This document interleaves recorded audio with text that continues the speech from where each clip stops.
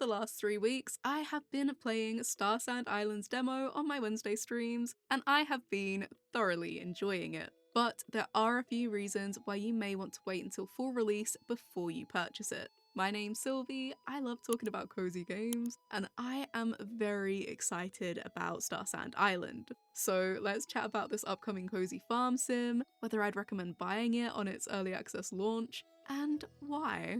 Starsand Island's demo has been out for a while now, and it very nicely showcases the general mechanics of the game.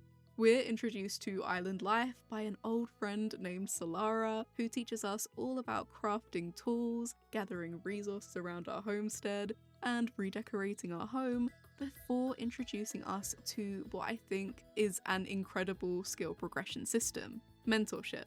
There are several NPCs across the island who provide mentorship in key skills you'll use to progress through the game. And the demo showcases the crafting, farming, ranching, combat, and fishing professions very nicely. You can take on as many of these professions as you'd like, and each has a string of missions to complete, so you can unlock new items and features. You can even earn points to put towards special stat boosts like higher crop yields or stamina regeneration by completing set or daily milestones, kind of like Nook Miles, which I think is so handy for feeling like you're getting better at each activity you can do in game. But quests aren't just limited to professions, there are also random NPCs around town who will ask you to catch fish or bugs for them. There are lost items across the map to find and return to neighbours, and there are daily requests posted on the community bulletin board which reward us with money and affection.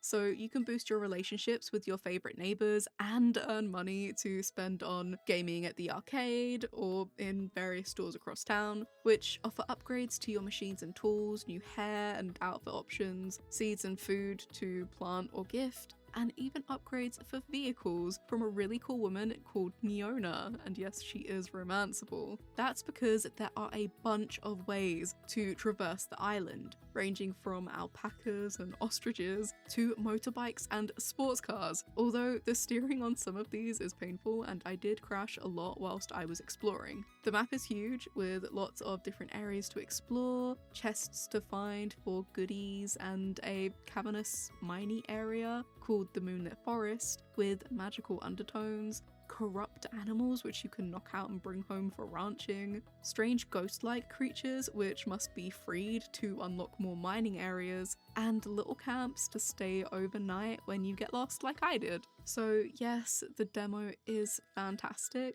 I'd absolutely recommend you try it out for yourself, but if you don't want to, I can just tell you now that this game is suitable for anyone who enjoys the usual cozy games we all know and love. Story of Seasons is probably its closest comparison, but I believe it expands on the usual farming sim, life sim with romance genre because of all the unique features it has. You can literally have a houseboat and hover skateboard, which I think is insanely cool, and it's not something I've seen anywhere else before. The game is rated ESRB, which is suitable for ages 10 and over. They've tried making it accessible for all sorts of people with adjustable ways to play, like FOV sliders and robots to automatically handle combat for you, which I think opens it up to a lot more people, and I respect that a lot because I am a person who can feel very motion sick when I'm playing games. I struggle with fatigue, which means I can't always sit at a computer to play, and I know a lot of people who really struggle with games that put time limits on quests or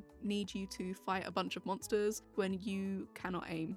That said, there are reasons you may not want to get the early access version of the game, so you should keep this in mind when deciding whether you want to purchase it on the 11th or wait until its full release. First of all, let's look at the editions of the game. The cheapest option, the standard edition, is being discounted from $30.90 to $27.93 at early access release. And it includes the base game, a Chinese New Year furniture set, and a Neo-Chinese outfit, which I think are very cute. whilst the dearer option, the Deluxe Edition, is being discounted from $59.90 to $41.93 at early access release. And that includes everything the standard edition has, plus a classical furniture set, an elegant formal outfit, and a pumpkin carriage recipe. That means that you would be paying an extra $14 to $20 depending on discount for the Deluxe Edition's furniture, outfit, and vehicle recipe, which won't be worth it for a lot of players on a budget. If you only care about getting a functional game and you don't care so much about cosmetics, I'd recommend you choose the standard edition. But if you do care about getting those extra bonus items, or you just want to give extra support to the indie developers who worked very hard on the game, you should go for the Deluxe Edition. You may also want to wait to purchase the game until it has all of its intended features, like multiplayer co-op and romance, because these are big parts of the game, and I know how many of us are most excited for the NPCs and their romance storylines.